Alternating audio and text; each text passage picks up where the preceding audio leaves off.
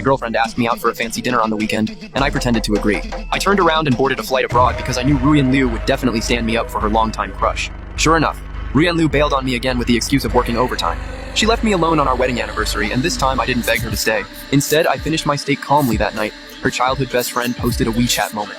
The photo showed Ruyan Liu cooking a homemade meal for him, and this time I didn't throw a fit. I just let her have her way, and she finally panicked. She cried and asked me why I wasn't angry anymore. When Ruyan Liu got the phone call, she had only taken 2 bites of her steak.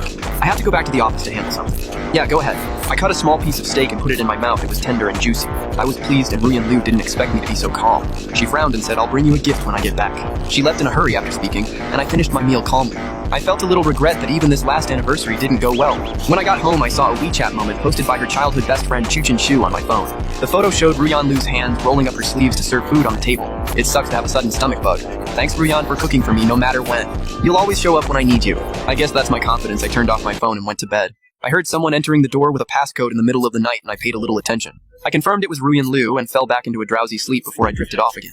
I felt someone watching me by my bed for a while when I woke up the next morning. I washed up and made breakfast. After I set it on the table, Ruyan Liu came to the dining room. She looked at the sandwiches and orange juice I served, was silent for a moment, and said, "Didn't you make breakfast for me? I don't like Western breakfast." I'm usually not in the mood to make 2 different breakfasts in the morning, so I always made 2 portions of Chinese food. Yeah, I forgot you can order delivery or eat on the way.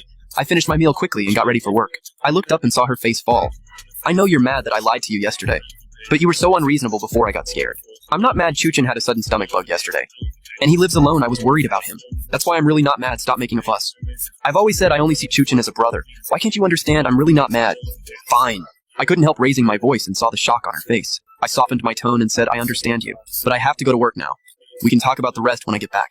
Then I ignored Ruyan Liu's mood and went straight out to work. At work, my boss called me into his office and urged me to reconsider the overseas assignment.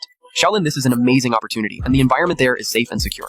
Think about it carefully. My boss had tried to persuade me for a long time before. He talked about everything from salary and benefits to career development, but I always held back because of my relationship with Ruyan Liu. I couldn't make a decision, but now I looked up. Looking at my boss's disappointed expression, I said, "I've made up my mind.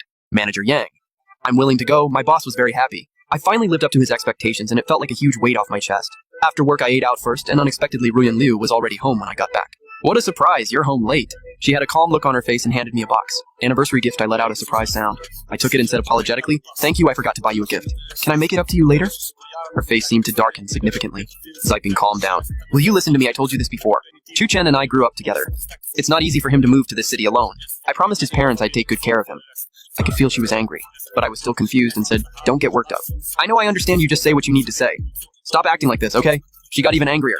"How many times do I have to say I only see him as a brother? What will it take for you to believe me? Think about it."